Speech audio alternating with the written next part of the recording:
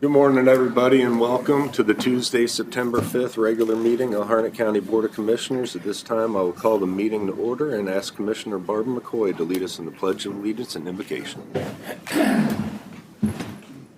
I pledge allegiance Allegiance to the flag of the United States of America and to the republic for which it stands, one nation, under God, indivisible, with liberty and justice for all.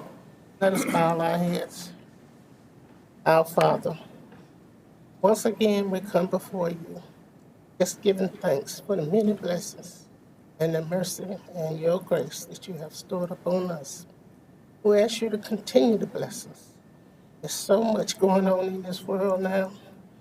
It's just hard to imagine being without you.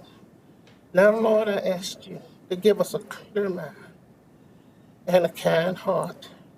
And whatever we do today in this meeting, it will be pleasing to you for the citizens of this county as well as for our county, our police department, our frontline people, and for every agency that is represented by Harnett County. Bless us all and guide us, Lord. Amen. Amen. Thank you, ma'am. All right. This time, I'll consider any additions and deletions to the published agenda. Chair? Yes. Chair, if you could, if we would like to, as staff, have you move the item number 6, discussion and approval of resolution to remit outstanding water availability fees and fines to the meeting next week at the work session to present some additional information that we've generated. Okay. Is there any objection to moving item number 6 to the next week's work session? Second. I got a motion and a second to move item 6, discussion approval of the resolution to remit outstanding water availability fees to next week's work session. Any discussion? All in favor, please say aye. Aye. Any opposed? We'll go ahead and move that to next week's work session. Thank you, Chair. Motion to approve the amended agenda then. Second. Got a motion and a second and to approve the amended agenda. Any discussion? All in favor, please say aye. Aye. Any opposed? Carries unanimously, Madam Clerk. Do I hear a motion on the consent agenda? Make a motion, we approve the consent agenda. Second. I have a motion and a second to approve the consent agenda. Any discussion? All in favor, please say aye. Aye. Any opposed? Consent agenda carries unanimously, Madam Clerk. Okay, at this time, we'll now open the floor for public comment. Public comment period consists of 30 minutes. Each presenter will have 3 minutes to present. I only have one on the list today, and it is Mr. Jerry Rivas. Good morning. Morning. Morning. As most of you know, 2 years and 8 days ago, my wife lost her battle with depression and ended her own life. And when she was on life support at Cape Fear Valley Hospital, myself and my 2 daughters, we were denied the privilege of being with her in her final moments when she was removed from life support. And that was ordered by Sheriff Wayne Coates. Now, he vehemently denied it, looked me right in the eye and denied it. Well, he's a lying piece of trash because here not too long ago, I went and got her medical records. It's noted twice in her medical records that this was by order of the Harnett County Sheriff, and that's my phone. I'm not going to answer it. So this man is a good-for-nothing snake. He's a worm. Anybody who would do that, have you ever heard of anything so cruel? How would you like it if your loved one of over 40 years was dying and you were denied the chance to hold her hand while it was happening? And then this business of Kevin Letarte being charged with 2 counts of involuntary manslaughter and getting a $5,000 unsecured bond. Jimmy White, the idiot that he was chasing, who had the greatest excuse I've ever heard. He said, hell, I didn't know anybody was chasing me. And he should have stuck with that. But no, Jimmy White's stupid and got caught with a bunch of meth.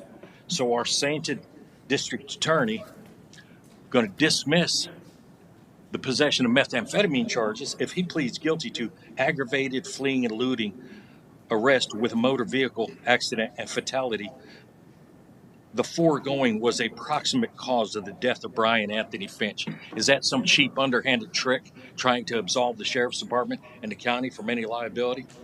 What about Pat Finch, his wife? Who was the cause of her death? Was it Jimmy Lewis or Jimmy White for running? Or was it the deputy who hit her in their passenger door at 95 miles an hour? And I commit what's called a simple assault. I had to post $1,000 cash bond a little over a year ago. Jimmy White gets unsecured bond. Kevin Letarte gets unsecured bond for manslaughter? Manslaughter? Who's the criminal? And then I'm coming home one day, and I get behind Deputy Letarte in his personal Toyota truck, got his canine in a cage in the back. The cage is unsecured, flying all around, slamming into the front of the cab, slamming into the tailgate, because this guy drives like an absolute moron. He was on McDougald Road, where there's a detour because of the bridge on 27, 72 miles an hour in a 45 mile an hour zone. So apparently this guy just drives however the hell he wants, whenever he wants to. I called out one of our ambulance drivers a couple of weeks ago for doing 85 miles an hour on Highway 87. No lights, no sirens, no reason. She denied it. She said, "You a lie. You had to do 85 to catch up with me." No, I'm sorry. I did 105 to catch up with her. And EMS management, they checked the tattletale in that ambulance, and the highest recorded speed they had at that time was 79 miles an hour. Okay, 79. No lights, no siren, no reason. Why? Why are these first responders doing this? There's a statue on the front of the courthouse of Lady Justice, blindfolded.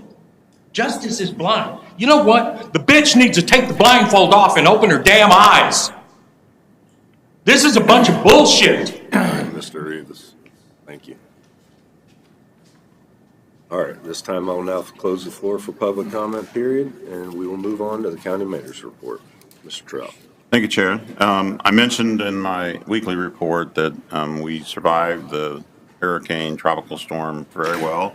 There were some outages as it relates to some properties, but those were able to be fixed rather quickly. So feeling pretty good. I don't know we'll always be that lucky, but appreciate that this one was that way.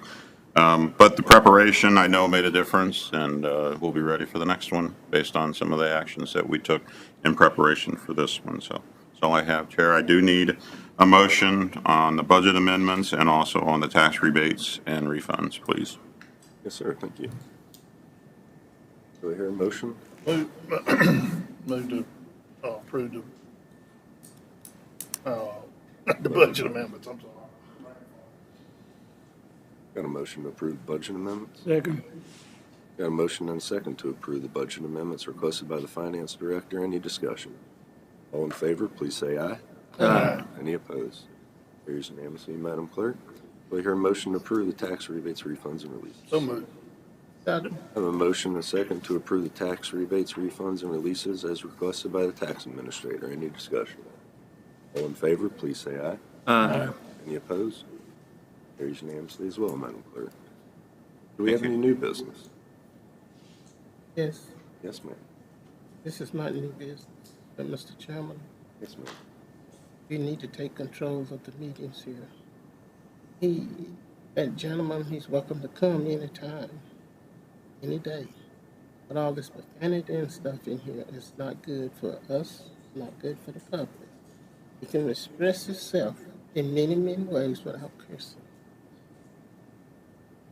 And it's just not for the ladies, it's for everybody in this room.